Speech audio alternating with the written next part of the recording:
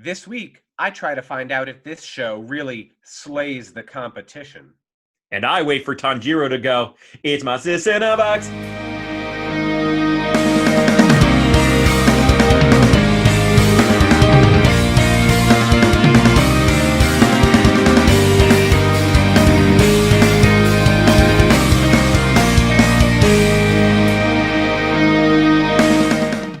I'm Kyle. And I'm Garrett, and we watch anime. Garrett, this week we are taking on a new darling of the anime world. A show that, for the most part, is being considered as a contender for the new big three. This show is a test to see how to evolve and change what shonen action possibly could be in the future, and especially for a mature audience. We will be tackling the sword-fighting, demon-slaying, action shonen anime Demon Slayer, Kimetsu no Yaiba. Well, before we begin, what are new fans going to be expecting from this show, Garrett? You're going to be introduced to a protagonist that you absolutely never want to fart in the same room as. I forgot how much smell played in this show, and it made it even more apparent in the anime. And so now I'm like, wow, this guy loves some sniffing stuff, you know? I know. He's gonna be like, if oh nay, son. I don't remember if it was SNL or another show, but have you seen the show where Bryan Cranston is in the skit? Yeah. He says that he can't smell things, but this guy keeps ripping ass in front of him, and he's like, I think you can smell this. I think you're lying. Well, Tanjiro, sure, man, that's his thing. You know, he's got a powerful sniffer. Now, once again, as I was explaining, this show is it's an anime darling because it's one of the shows that are coming out that are kind of trying to take the place of the new big three. It's called Demon Slayer Kimetsu no Yaiba. I butchered it before, but basically that means like sword of the demon destroyer kind of thing. And it's a pretty good show. Yeah. The manga came out in 2016 and it completed in 2020. So this show, the manga is done. The manga is completely done. And you know what? For shonen, that's a blessing. Like as we all know, sometimes the Narutos, the Bleaches, the One Pieces, they tend to drag on, and the people get bigger and bigger and more powerful and more powerful. But for this show, it found a good button to end on. And that's what I think went to its benefit. Well, I think that's probably a strength for it. Leaves the audience wanting more, but I almost say that unless they do something where they continue the anime longer than the arc of the show, it will never be one of the big three, because part of being part of the big three is having hundreds and hundreds of episodes. Licensing, right? To have licensing games, like shirts, amusement parks. Yeah, I think this one's going to have trouble doing that.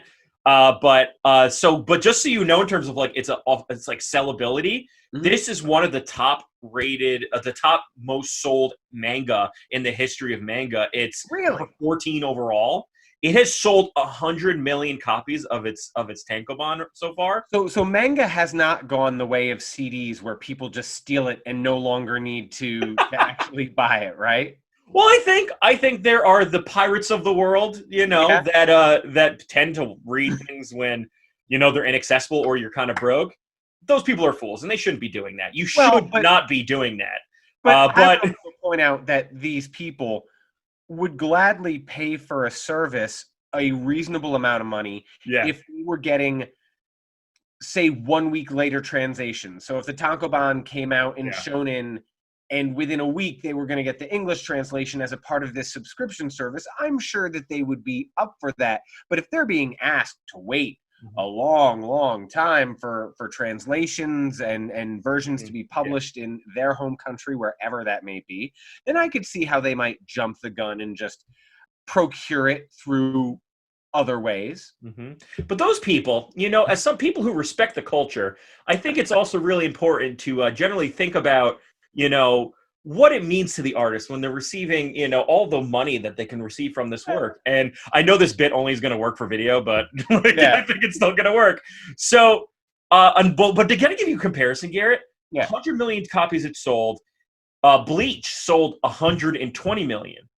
So that kind of gives you an idea of how this thing in the course of 4 years, and Bleach went for much longer, is only 20 million ahead. So this thing is really, is really kind of showed you know, a lot of different of its stripes. So I think it's a cool show. But I also finished it before I watched the anime. So you and I watched the anime at kind of the same time to start. In fact, I forgot. So you'd never watched the anime before this week? Correct. Well, that's because the manga came out in 2016, and the anime came out like just in 2019. So for me, I'd already kind of been like reading it a long time. So the idea of like going back to the beginning of it was kind of weird to me. Now, can I just say, there's something that you brought up, I want to say like 7 or 8 episodes that I didn't really notice and I didn't appreciate, or it didn't distract me. Right. But now, the more I'm seeing it, it's starting to distract me. And it's that I think that they make a lot of really wonderful artistic choices in this show. And I like the way a lot of things are represented, especially how a lot of times the violence is implied. Right. But, you know, we'll get to that. Right. And also, it's a crisper CGI than I'm used to. So, like, there is plenty of CGI in this show, but I think it doesn't like look really cartoony like in the okay, so I thought you were having me hold off on a topic real quick, but no, yeah, it was the CGI. It was the random use of CGI in strange places. Like everything's great, everything's awesome. Let's throw them off a waterfall. Let's make it a CGI waterfall, and it looks like garbage. I have no idea why. Well, it's like things that don't necessarily need to be CGI. Like the beginning, I noticed the footsteps going through the snow. And I go, why is this CGI? There's no reason for this to be CGI. Right. Like, you don't need snow and the crunching footsteps in the snow to have, like, some guy, like, programming that in a computer can just as easily draw it.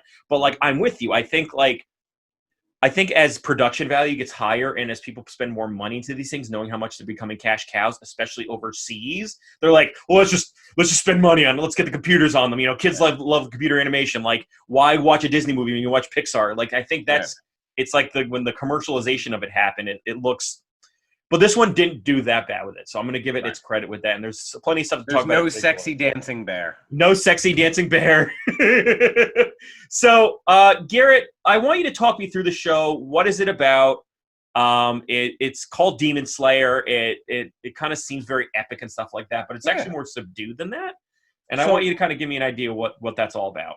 So the show focuses primarily on a lead character and his sister. The lead character's name is Tanjiro Kamado. Yeah. And when the show opens, he is leaving his mountain cottage where he lives with his mother and many much siblings. Because they are broke AF, these guys. You know? They are broke AF. He's going into town to sell charcoal. Yeah. And apparently this dude is the greatest thing since sliced bread. He is like the most interesting man in the world. This man is like, everybody knows Tanjiro the charcoal boy. All of his siblings love him. Like in a way that like siblings don't love one another like this. Yes. Siblings at this age are not like, oh my God, you're the best. Can I come with you? But maybe one of them. Maybe if you're like an older brother, you have a younger brother who idolizes you or something like that. But no one, and the mom's just like, you're just my golden boy. You're just the best boy that's ever lived. So he's going into the village on the snowy, cold day where the roads are not safe to sell charcoal because he wants everyone in the family to have a little bit more food in his belly because he's such a swell fella. Right. So he makes it into town, and he gets into town, and guess what? The townspeople think he's pretty keen too. He's just like Tanjiro, and he talks about life is great. This is awesome. Boop, boop, boop. But I better not smell blood because that's when happiness ends. Like, that's right. As he's practically sauntering into town with like the Leave It to Beaver music. Whenever happiness ends, there's the smell of blood. Well, that's weird. It'd be emo at the last minute there, Tanjiro. Right. So he gets into town, and this one guy's like, the two people are like, oh, we'll take your charcoal. One other guy's like, hey, can you help me change this? And then his buddy gets kicked out of a door because someone's kicking the crap out of him. And this is where we first get introduced to Tanjiro's superpower. Let's call this superpower. Right. Is this guy, I don't know if it's his mother or a shop owner, but whoever it is beating the crap out of him because they believe he broke a plate. Right. So he says, Tanjiro, help me. And at first I'm like, what the hell is Tanjiro going to do? So he sticks his nose in there and he's like, I smell cat. So it turns out he can smell cat everyone knows his sense of smell is second to none. Right. And, you know, this is what he does to help his buddy out. And, like, gets his face right into it. He's like, what's his name? I think Sam Cooke from Sam Adams or whatever his name is, like the CEO, who's like, I don't just love the hops. I just put my face in it. I'm just like, oh, hops. Like, that's what Tanjiro's like with literally everything. He has to get a sniffer at least several millimeters close to the to the thing, and that's his jam. He can get it. He has a really good breath. So so he successfully sells all the charcoal because everybody loves this guy now. Yeah. And he starts making his way back towards the mountain, and he gets to the base of the mountain. And this dude sticks his head out of a hut, and it turns out it's his grandpa who lives at the base of the mountain. Yeah. And his grandpa's like, don't go up there. It's dangerous at night. The demons come out. And Tanjiro's like, okay. And he's like, no, don't go up there, boy. It's dangerous, you know. And so he's like, all right, I'll stay with him. So he cooks him a hot meal. And he's like, you know, Grandpa, these demons, can they come inside? And Grandpa's like, oh, yeah, they can come inside and kill you. Like, all right. Hey, Grandpa. Is it stuff like that? I'm just going to sip my miso and go to bed, okay? Like, so he wakes up in the morning, and Grandpa sends him on his way. And all of a sudden, those words turn out to be prophetic because he smells blood. Uh-oh, that's when happiness ends. Right. That is, in fact, when happiness ends. Yeah. And he bolts up the mountain and finds that his entire family has been slaughtered. And this got dark in a hurry. Very quick. Nothing about the show, knew nothing about what it was. And I was like, whoa, where do we go from here? And what's interesting about the family is that they set it up so you should, like, care who these people are. They set it up so you, like, need to know who they are. But, like, in fact, like, knowing what I knew when I was watching the manga, I'm like, I don't need to care who these people are.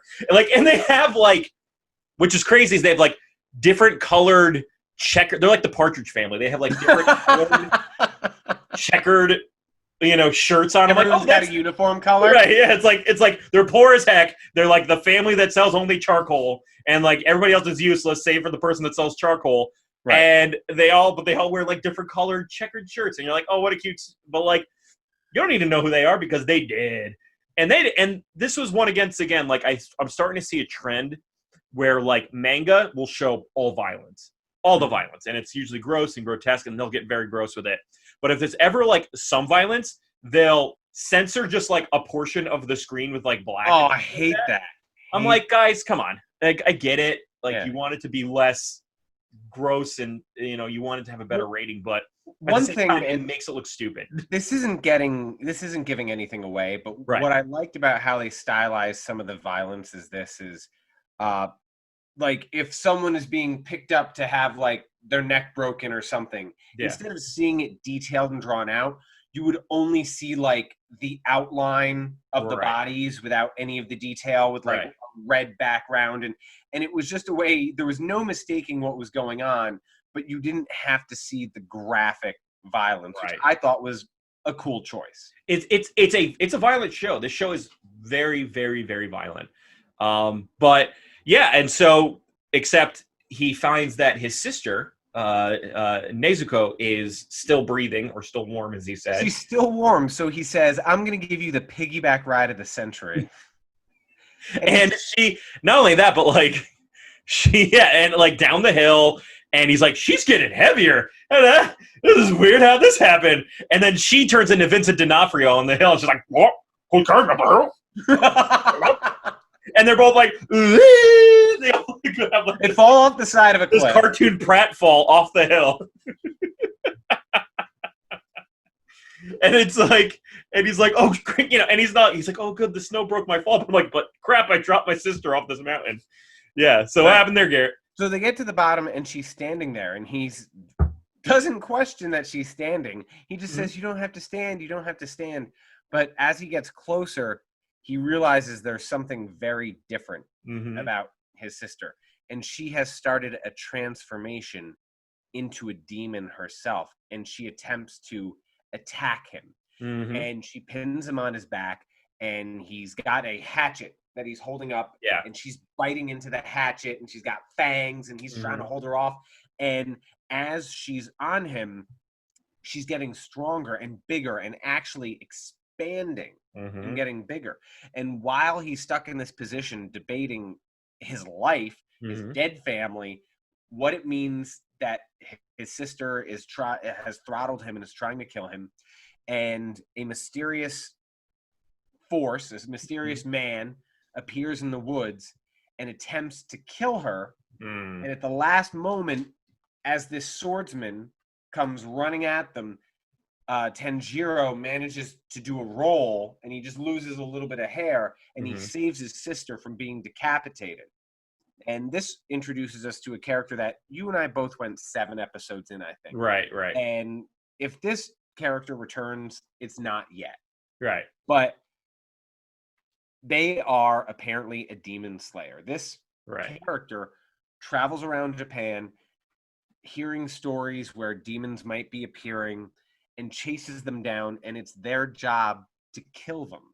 Right. And he's sort of faced with this conundrum of, this is this guy protecting his sister, and his sister, even though she's in sort of a zombie-esque state, there's a moment where Tanjiro is in trouble, and she blocks him and protects him. And this is something that the swordsman's never seen. When someone goes demon, you don't go back. No. But there appears to be some level of humanity still in it's Nezuko. And I should never forget that, because Tanjiro says it 83,000 times per episode. And what she says a lot is because that's the one thing I was noticing the whole time too, because I knew this was going to happen. I had read this manga before. I knew exactly what was going to come. So like none of this stuff was shocking to me. I just was kind of really like more taking in, how did the anime treat it? How does the graphics look? How, in 4 years, did the art get better? That kind of stuff.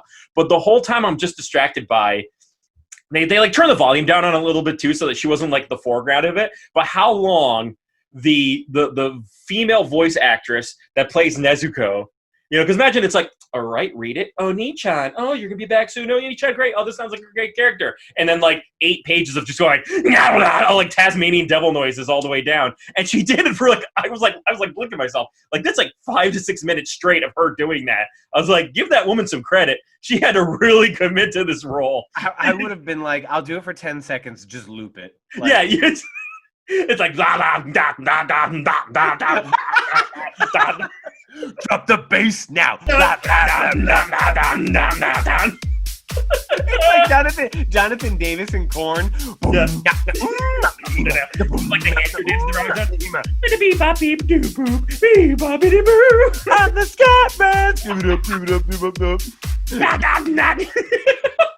We can make that work, man. If I can somehow make it so that we can splice that, I would love to have that at the end of the show. But yeah, it was really great, because I was like, A, the woman was committed, but B, I thought to myself, this also, one thing that stuck out to me was Giyu, which is the name of the demon slayer that they meet. There you go. He essentially like negs him into joining the demon corps. Like he's like, you know why this happened? Because you're weak. You're a weak sauce, man. You don't know how to protect your family because you're freaking weak. And you know what weak people do? They die. They die to strong people like me because I'm strong. And like, and he's like, oh God, my family's dead. My sister's a flesh-eating like zombie creature, and you're telling me I suck ass. That's what you're telling me. So and like you said, Giyu is a part of this sort of guild, we'll call it, of people who are trained to hunt down and kill these demons. And he negs Tanjiro to basically join the guild, or attempt to join the guild, and says, if you ever want to have a chance of saving your sister and defending yourself and not being an overall wussy. So Giyu sends him to find Mr. Uro Kodaki, who's going to be his Mr. Miyagi, and teach him the way of the demon slayer with his Tengu mask that he wears. So that's kind of where we leave the first episode is Tanjiro has experienced personal hell. Yeah. His happiness has certainly ended with the smell of blood. Mm-hmm. And we have to see him progress. So he begins traveling with his sister. Right. And at first they travel by night, and it becomes very clear that she can't move during the daytime. Right. So apparently whenever he was in school, he took underwater basket weaving, because he makes a wicker basket to carry on his back and to put her in it so that she can be shielded from the sunlight. But he thinks on his feet, and he thinks something pretty cool. When she was attacking him, she was able to get bigger. So he says, "Sis," and who knows how much is like getting through to her brain. But he says, "You were able to get bigger. Can you get smaller?"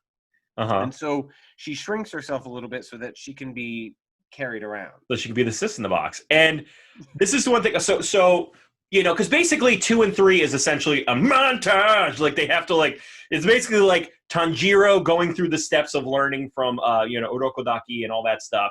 And there's a lot of it's classic training arc kind of stuff. We'll get towards the end of it and what it all was gearing up towards. But some of the stuff that stuck out to me, the first one was that Nezuko is kind of an inconsistent character in this part of the story. She starts as a normal human being and has a normal human being traits. She loves her bro Oni-chan like most younger sisters are supposed to do.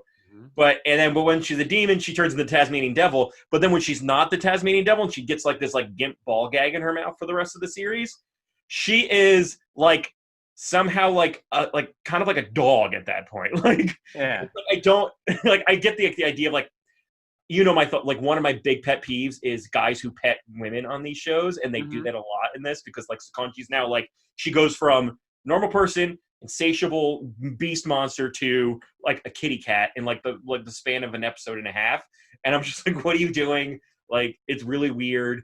She's hiding and she's ooh, that kind of stuff with her gimp mouth, and I'm just and as I said, that's one thing. She's half turned, man. Her brain is addled. I get it, but you could have easily made her fiercer still, and but she could have been if she was half beast and half normal, fine in between there. She just shouldn't become a guppy at that point if the in between is that. But we get that later when she starts assisting him with things. Right. We get to see that later. I just kept during this whole training period, they basically find out that demons gain their strength by consuming human flesh. But apparently they can also get it just by sleeping a lot. Yeah, just by sleeping a lot. So she sleeps all the time. And I just kept thinking that with this gimp mouth gag and sleeping all the time, what is she actually consuming for her bodily functions to continue working? That's a good question. And I can imagine it's if she ever does take it off, it's those people who grew up with plates in their leg. She's just gonna take it out and it's just permanently because she's just had a bamboo piece in her mouth the whole time. And does no one brush her teeth? That's the thing. It's one of those things that we have to suspend our disbelief for with her gimp mouth and all that stuff. I also think what I also noticed about this, because basically it's a montage, you learn about the breathing techniques. He's kind of a water breathing techniques. It's kind of cool to start to introduce the idea of techniques and different elements and what they mean, which becomes more of a thing later on. But this one shows you how long training would actually happen in real life. This MFer took actually 2 years to get to where he was. He trained with his sensei for a year. Yes. And then the sensei said, "I can teach you no more. It's all about perfecting the things that you've actually learned." Yeah. And he takes 6 months to do that by himself. And he's really struggling. So he's told that in order to become a demon slayer, he has to go to this faraway mountain and compete in some sort of competition, elimination. It's a little unclear, to get the final pass into this guild. But in order to do that, he has to pass all of these tests laid out before him. Some of them are booby trap mountains. He has to crouching tiger, hidden dragon, walk down bamboo shoots without being flicked into the sky, and avoid logs that are constantly Indiana Jones swinging to him. But all of this is at the end. He has to take his blade and cut a boulder in half. Right. And 6 months into his own training after a year of training with his sensei, he is really no closer. I mean, yes, obviously he's different than when he started, but he's truly no closer to splitting that boulder in half. He's basically like gotten stronger. He's gotten like all the technique down. He just doesn't perfected it to what they need him for. He's going to take on freaking demons. And all of a sudden, he's visited by 2 kids in fox masks, and they are, you know, they are 2 other students of the sensei, and they show up. There's a boy and a girl. And the boy challenges Tanjiro and is like, "You're not a man. You don't look like a man." Once again, this is all about negging in this chorus. Right. Neg them till you get it. And they go to battle every day. And the girl, who is also an accomplished trainee, helps him and gets him to really focus on the breathing, total concentration breathing. It doesn't count unless you. The science of it is complete BS. It's like you need to like get blood pumping faster into your muscles. All of a sudden, now you're like. You didn't buy that? I kind of dug that explanation. But like the way they showed it was that like people are going like basically hyperventilate themselves until their muscles get big and stuff. In short, to the folks at home, as they describe it, is if you increase your lung capacity, you can put more oxygen into your blood. Therefore, when you need to get excited and stronger in your muscles, you will be able to get more oxygen into your blood and into your muscles when you need it, and then you can be as strong as a demon. I see no flaws in that logic. It's as if it's like at the end of like Lance Armstrong or any like marathoners training, they then can slice the head off, cut a rock in half without any effort. Yeah, there's a little bit of a leap there. It's like Transylvania horses. Hey, like you don't know. You've never doped. You don't know. Yeah, I don't know, man. I've never gotten swole before. So, yeah, and I think then we get to the twist. There's a twist at the end of this. Well, what's really cool is sort of when he's getting stronger, training. This duo. And one day he shows up and he says, "This is the day that I'm going to beat this guy." And he swings his sword, and the battle's over in a matter of seconds. And his mask is cut in half. The fox mask of the boy he's been fighting is cut in half. And then he disappears, and he realizes that he'd been visualizing this, but it was actually the boulder.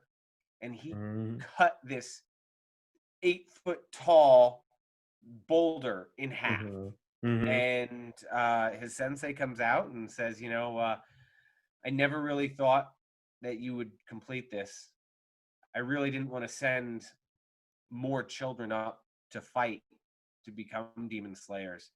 And he cooks some delicious celebratory dinner. And in a twist, much like a folklore legend of things you read in the dark or spooky stories you read in the dark, it's like, those kids have been dead for years, like that kind of stuff. And it's true, right? Because when he sends him on his way, he turns and waves and says, "Hey, tell those kids I said thanks." And his sensei goes, "How do you know those names?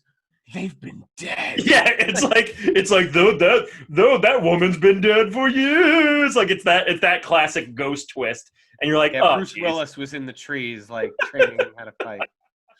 So we're going to pause from what happens in the show to talk about this show and what it does. First off, you've seen some Shounen anime, Garrett. You've been exposed to it. You're now kind of getting the flavor of what it has.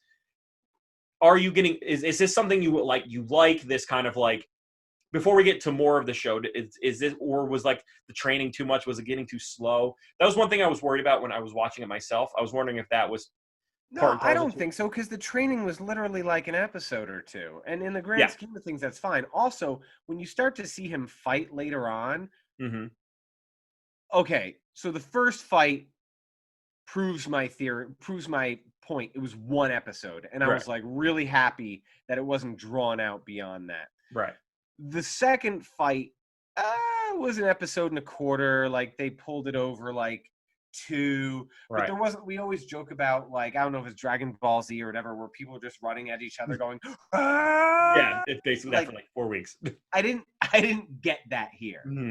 So and I was wondering that because I know you know, if you're younger, like the training montage is kind of a cool part because like getting strong is kind of cool to, but I always wonder if that gets like old after watching it a while. And I like it because I think it was realistic on like what it would be like to actually train for this thing. It wasn't also like explaining away that you're a special, you know, like, oh, you're a special boy, you can do special things. And so learn how to do this special thing. It's like anybody can do this. You just got to get better at it. And like, I do tire sometimes of the inner monologuing. Mm-hmm.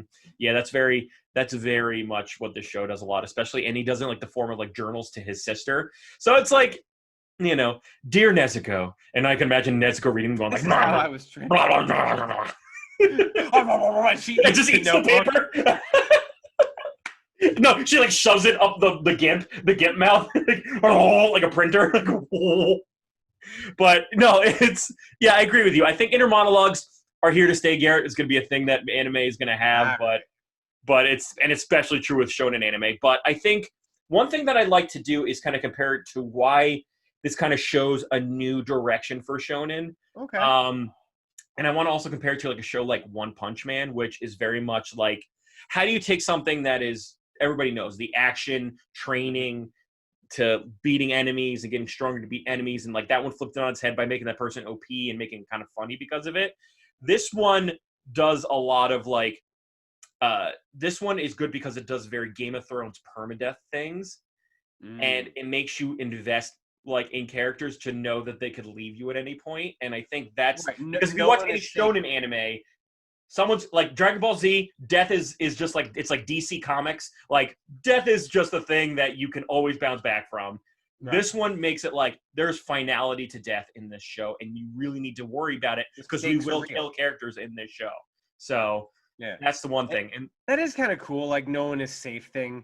When they first started killing people in Game of Thrones, and you're like, I mean, all right, I won't say any names, but, and you're like, oh my God, they're not around forever. They're like the biggest actor cast in this. Right, exactly. And you go like, oh wow, I should probably care more about these people. And I think that's what they do with this show and with this property is they mature up the action to be like there's actual stakes here. It felt less fluffy. Right, exactly. It was very, there's more purpose. Right. It's kind of also like, and you know what, I want to compare it to like, well, another one that we've watched, Golden Kamuy, where it was a period piece with a lot of action in it. There was some comedy in it, but like at the same time, it was very true to like what action would be like. That, you know, the actions are not too insane in terms of like abilities. We might see that a little later, but this one wasn't as much. And so, and so it gives it like, there's also no King of the Pirates next Hokage feel in this show too. So like, it's not like they introduced the goal in the beginning of the show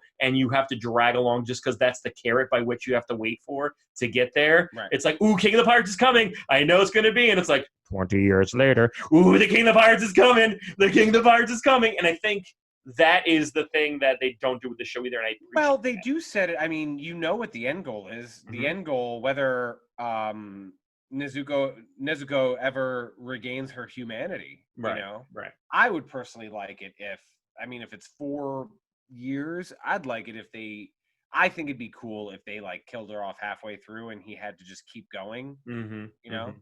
Well, that would be interesting, and it would be a very mature way of doing it. And I think that also gives you the length of the show. And that's going to be something that introduces another concept that I think a lot of anime fans make fun of the shonen is it's called over-ramping, or it's like the idea of you make the person so powerful, and there's nowhere to go. You want to keep this story going, but like the show, the characters, the enemies, everything gets so insanely big that it's hard to keep track of the show anymore. And I think this is a departure from that because they won't do that, right? If someone gets too powerful, they're just going to die. And I think that is just like one of those things that you have to kind of get used to. So is that something that you think would help you get more into shonen anime, Garrett? Is these kind of like ideas? Yeah, no, absolutely. I mean, nothing about this is realistic, right? But it's certainly more realistic than some of the other things. Like you said, I mean, Monkey D. Luffy's been trying to be king of the pirates for 20 years. Like, at some point, man, crapper get off the pot. Or crapper get off the plank, you know what I'm saying? Arg. And so I think now that we've kind of talked about the montage and we talked about all the things that he did to get better, we then kind of go into like the real world of actually what it means to hunt demons for a living, and that is this awful, absurd trial to send children up a mountain to not get murdered by demons. That can only be described as like the weirdest way of getting to know if someone can do something. And that is like the trial. It's like, we go from montage to Hunger Games in a matter of an episode. So like, talk us through the trial, the test, what goes into it. Did you ever watch the movie Coneheads with Dan Aykroyd? Yes. And I kept thinking these kids were going to Narfle the Garflack. That's what it's like too. So 20 kids. That movie's 1993 out there. On Netflix, folks, watch it. It is. I watched it with my wife. It's like so good. Hey, this is for everybody out there. If you have not watched Coneheads, watch Coneheads. It's so good. But go ahead.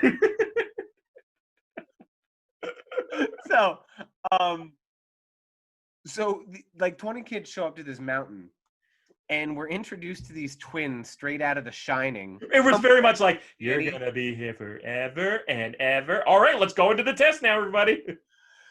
So they climb up this mountain, and they go through, I'm not really familiar with this plant, wisteria?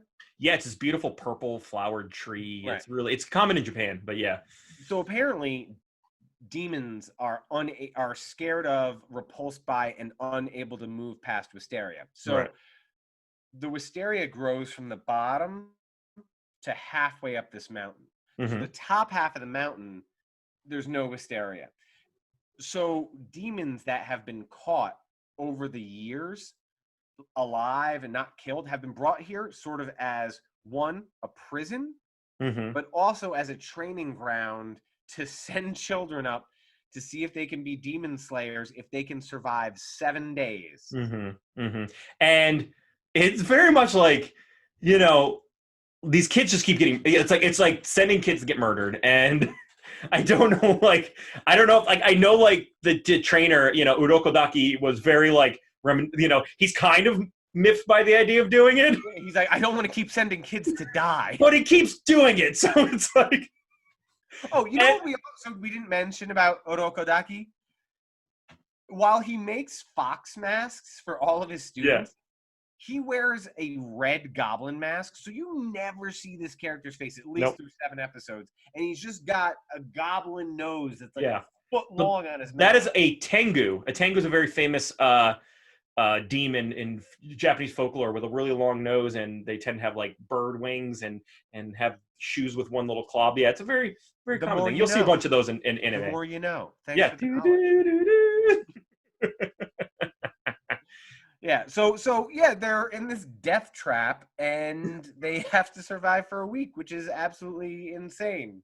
It is, and not only is it insane, but no one checked on the status of the demons, because they left one in there that's just been enjoying this golden corral buffet that they set up for him every couple months to go in there, and now he's become this Vogue monster that's wrapping his hands around. It's like if, oh my lord, it's like if a giant troll was doing Vogue, where his if Jabba the Hutt had helpers to wrap his hands. Well, his arm became like a part of his jaw, so when he talked, it was like, "Hey, what's going on?" His arm becomes a muffler, It's... And he's like, and you know what? The demon's logic is not far off. It's like, I don't know why they keep sending me kids to eat, but I'll keep eating the kids. And you know those masks you make them wear? Well, just let me know who to eat. Right. Well, because in particular, the sensei who trained Tanjiro, he sent this demon up there in the first place 47 years ago, which right off the bat, they're like, no demon is supposed to live that long. Well, animals bred in captivity who with a constant food source can survive longer sometimes. He's like a koi. He's got a koi that got a little too big for the pond, so to speak. Right. So this demon is chasing down a kid, and Tanjiro steps in because, again, he's such a heartthrob. He's so cool. And he steps in to protect this kid, and this is his first battle with a demon. This one also shows the realistic death nature of it. This demon has one kid that he's been holding a dead mouse in a trap, just "Urgh." and then he just like opens up his maw and like eats him and stuff like that. It was more graphic in the manga, but it just shows you that like these are small children getting straight up murdered by these things. And I think for Tanjiro, this is his chance to, and this is where the ghost kids are going like, wonder if he's gonna die. I mean, we died, so I hope he doesn't die. Yeah. And that's when we learn that his sniffer is not just to smell things, but also helps him fight. It makes it seem like he's a line, a thread that attaches his. And I remember there was like this YouTube video, this really good one out there called Demon Slayer in 6 minutes, and I want you to watch it, Garrett, because it's really funny. Okay. And like he goes like, I have my nose can tell me where to swing my sword, and the demon's like, that's stupid. And and it's just like, and he lops the guy's heads off, and then we get a montage of his life with pre-demon, where he's like, brother, hold my hand. Why is my brother dead? Oh God, I've eaten my brother. And I think what this is also another thing that I think nowadays, back in like the early 90s, mid 90s, early 2000s, like they would explicitly show the violence or show like the real guttural part of these things. Mm-hmm. This one was like, I'm a demon, and since he's cut off my head, I've now become I've now gone to heaven, and now I'm now free from this burden. In the manga, it's literally like, oh my God, I get to see my brother. What? What's happening? No! And he goes down to hell. So it was like, I think they realized how like harsh that was, and so in the anime they fixed that. And so I brighten this up a touch. They're like, ooh, that's really dark. We don't like that one bit. So, and then what we also learn about Tanjiro is that Tanjiro essentially becomes like the dog, the bounty hunter of Demon Slayers, and that like he's like really rough with you, but once he gets you in the car, he talks to you about Jesus and hands you a smoke. Listen, I know you got a lot going on in your life. Here, you need a smoke? Let me tell you how Christ helped me. And so he holds the demon's hand, and he's like, I'm sorry, man. That's really tough. So yeah, and so after the murder spree happens, we now find out that only 4 of the demon slayers have survived, which is the gruff and tumble one that it's like, shut up and give me a sword. You get like the lolicon with the butterfly hair. And then you get the kid who's like, I'm gonna die. I'm gonna die. He has some serious PTSD. And that is and that's how that test goes. So yeah. And again, to pick so they're all given a raven or crow rather. This is where like Harry Potter stuff starts happening. It's like pick an owl. Like, I don't know what you're talking about. Why do I have to pick an owl? Is there any reason for an owl? What does that mean? I don't understand. And then they're like, pick an oar. I go, who knows what the hell you're talking about? Tanjiro and his super sniffer knows what oar to pick. He's like, oh yeah, it's a good rock. We can sort out of that. That's good oar. Finger looking good. So I don't know why I did that. So he picks his sword, and then, by the way, he has traveled to this mountain. He has survived 7 days with just under constant threat of demon. And somehow the walk home is too much. And he keeps collapsing on the walk home. But he makes it there, and sure enough, before he went away, his sister had fallen asleep and not woken up, not dead, but fallen asleep and not woken up for like weeks and weeks and weeks. Mm-hmm. And so he returns, and here she is walking around. Mm-hmm. Gimp mouthpiece and all. Yeah, she's like, Oni-chan. Like she was very. Oni-chan. She didn't say that. She didn't say that, but it would have been great if she did. Or it's like a muffled. And his sensei is shocked and thankful. Yeah, he's still alive because he expected another dead kid on his hands. Pretty much, because you can imagine like he has no mask on, but you can imagine him like having like. There's this like meme out there of a guy who has like this like flat happy face in front of him. Behind is like a guy going like. That's what I imagine like the Oro Kodaki was doing the whole time. Like you can't see his face, but he's like whimpering the whole time. Yeah, and he's like, no, I don't. You've avenged the apparently 14 children I've sent up there to get murdered by this guy. So. Once again, we're going to take a pause, and we're going to talk about the visual presentation of the show, the work arc about it. Once again, I wanted to point out that the CGI was good, but it wasn't too offensive. It wasn't too offensive. Like you said, it was literally only set pieces that they made CGI. which I appreciated. Like, it was just like, let's make the snow CGI. He's standing in a field, that's CGI. But like, we're not going to make anything that's moving or animals look like CGI, because then it looks like your dumb puppets that you get with other shows that you watch. But the other thing was that there was this undercurrent of music that happened that was a little unsettling to me. And I know, and here's the thing, this is the white guy in me. Like, and I'm not, it's just because I'm not experienced to this. So if anybody listens to this and goes, that's offensive, like, I get it. It's like they have this like Buddhist kind of Tibetan women singing in the background, like for half the show. And it's always like,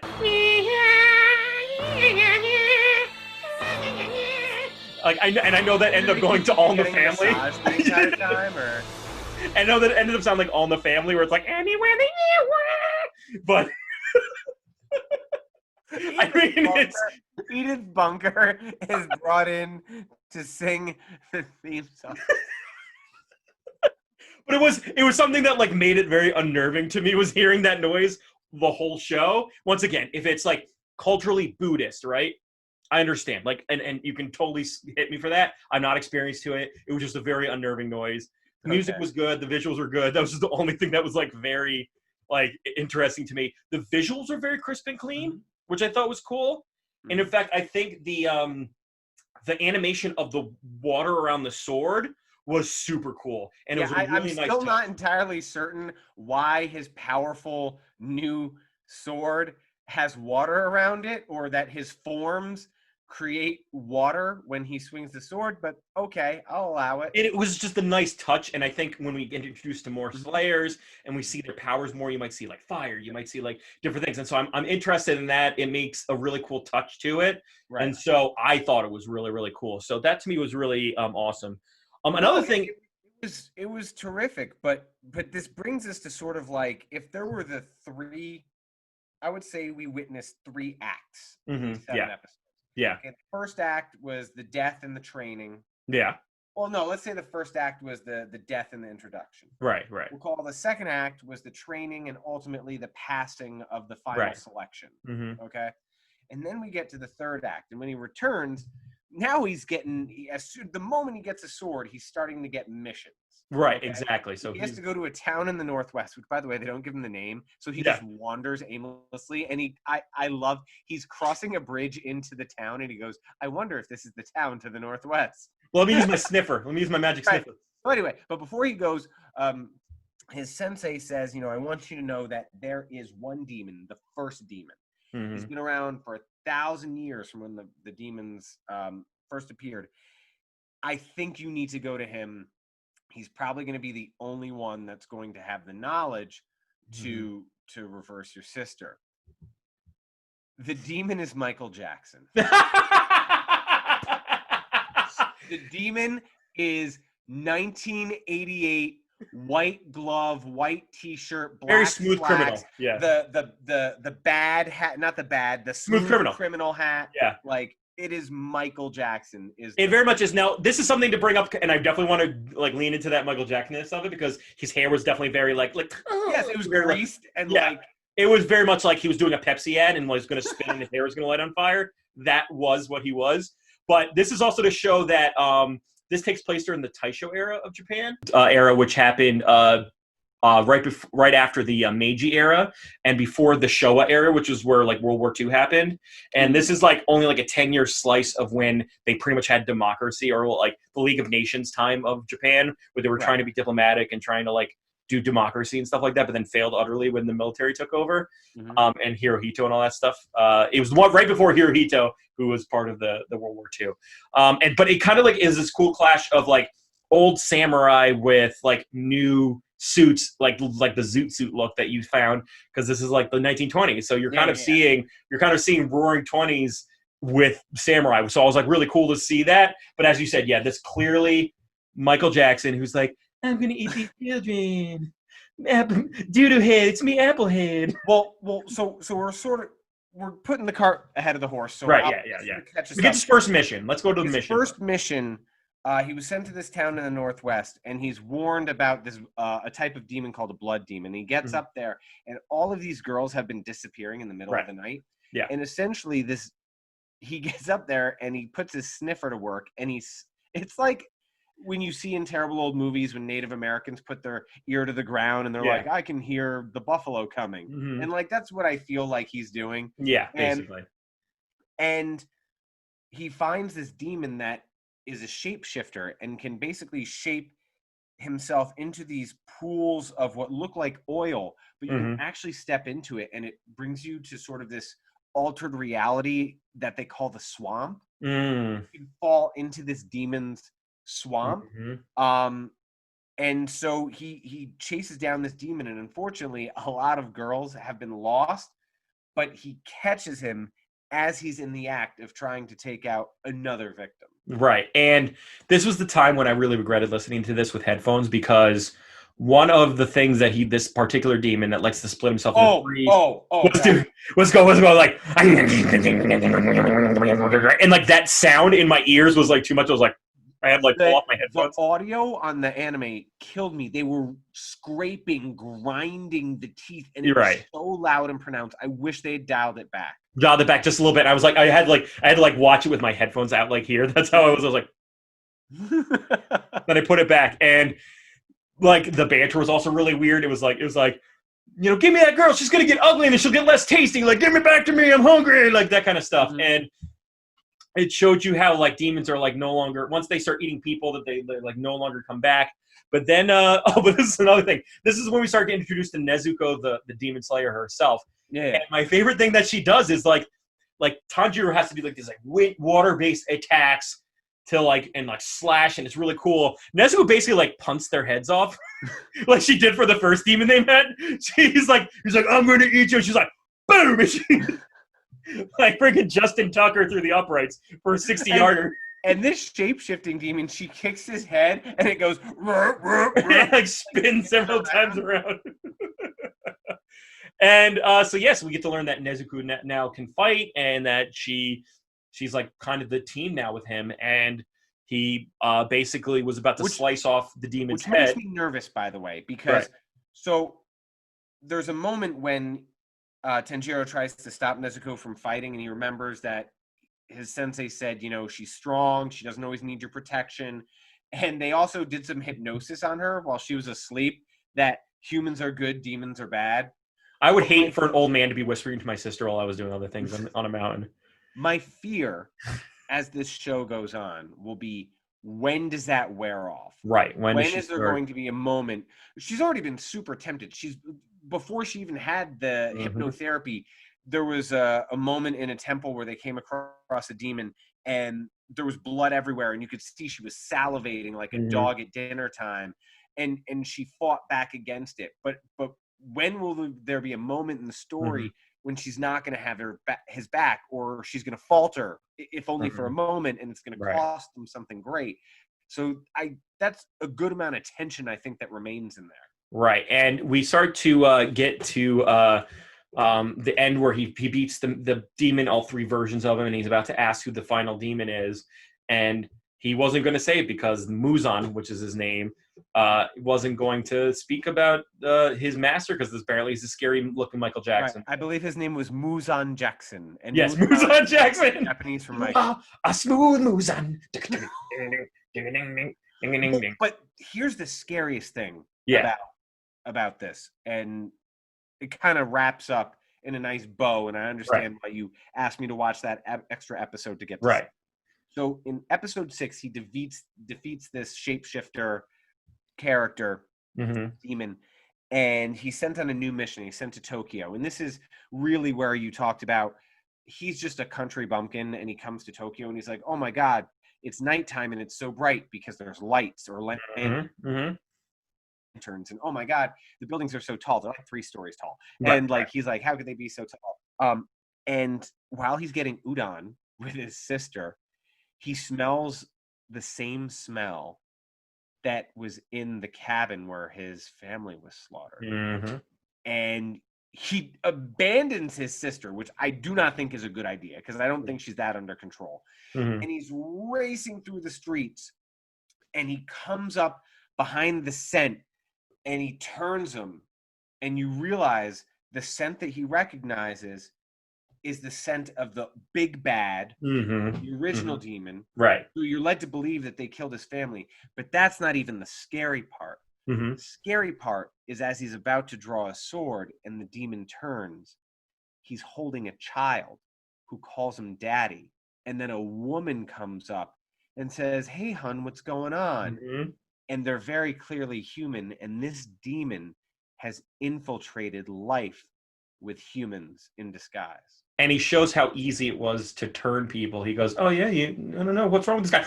And he like quickly whips his finger, scratches a guy, and the guy turns into a demon. So it's like definitely approach with caution. This guy's a baddie, and he's kind of like the final guy you have to aim for. He's the big baddie at the end. So here's the questions that I always ask, and you've already kind of alluded to it, so I won't ask the question of like what are things you're hoping to find out because you have mentioned it before, but I think we'll go to the second question, which I always ask is, would you keep watching? Yeah, what totally. You've watched. This is, so what are we, episode 26? Yeah, I think, yeah. 26. It's definitely like,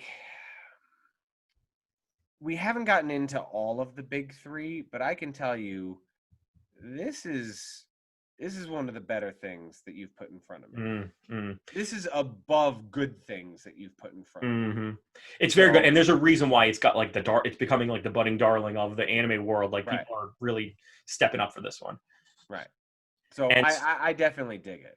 It's really good, and I think another thing I'm going to tell you is that you don't have to dedicate, 800 episodes to watch it too. Well, that's a bonus too. I'll never be calling you and saying, "Hey, which one's filler?" Yeah, exactly. There's going to be no filler.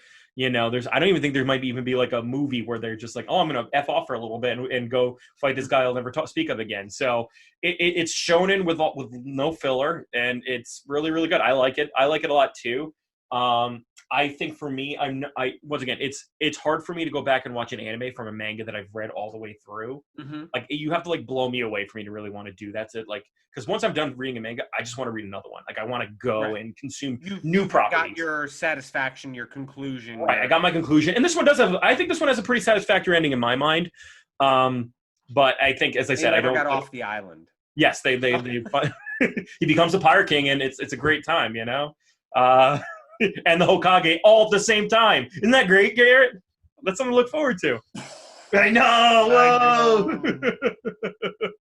Put my sister in a box, no jutsu. So we get to our Weeb and Noob score, which for those who haven't watched the show before, listened to us before, this is not to say that it's good or bad, but it's basically to say how you should prioritize it for your anime watching property. A higher score means that, like, put it on your queue list, watch it right away. When you get off this episode, just like give it a go, watch it. A lower score doesn't mean that it's bad. It just means that like you can wait a minute to get to it. So for me, I give this my Weeb score of 9, but I'm going to give it a little higher. But like that, know that like something's lifting it from the bottom.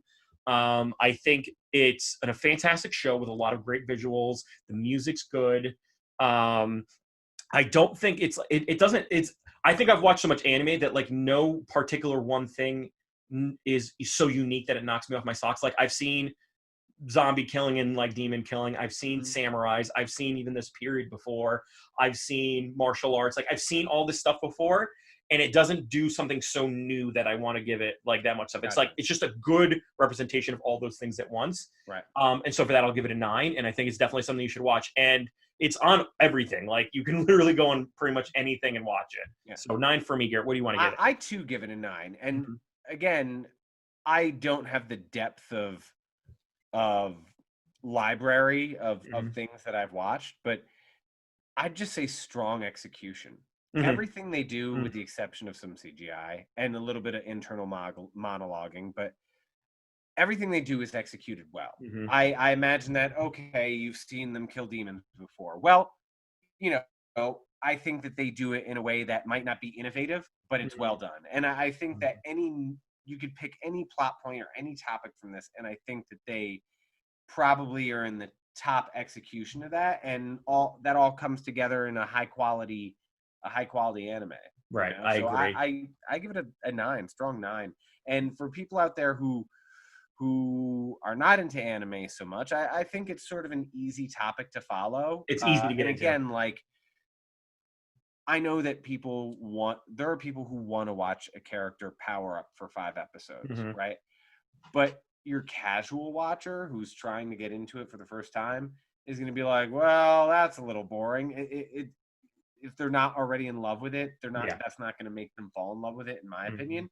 Whereas a show like this that moves things along swiftly and with purpose might. I think it benefited from waiting a little bit before making the anime because it knows where it's going, so it doesn't have to like do what I think One Piece and Naruto did, which is like they got the anime like right after the manga came out, and then they had to be like, let's stretch out the show a little bit, let's make it go a little faster because we're going to catch up, that kind of stuff. Like I think it has that benefit, and so knowing that, I think the animes that come out after this is going to be really, really good. So while it's really great to talk about, gimp mouths like Nezuko and the greatness of Tanjiro, it's always good to hear your thoughts. Is Demon Slayer Kimetsu no Yaiba the type of show that you think is going to tackle the upper echelons of the big three? Or is it one of those shows that are kind of like a dime a dozen samurai action shows that you've seen before? Do you like it for its graphics and its music, or is that something that's been done before as well? Let us know in the comments below because we really want to continue the conversation, especially for one as kind of influential currently as this one is. Please, when you can find us on anywhere your podcasts are found, give us a good review. It helps people to see our show. Also, you can find us on Twitter as well as Instagram at Wanwa Podcast, and just like anywhere your podcasts are found, and as well as Anchor.fm. But before we leave, Garrett, what are some final thoughts on the show Demon Slayer?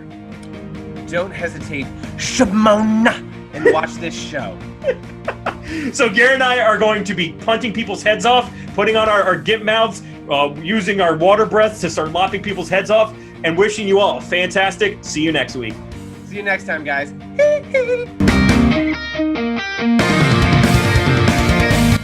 In order for you to end this training, you must click this subscribe button. I have nothing else to teach you. We want you to use your Tanjiro Super Sniffer and tell us in the thread below what we should watch next.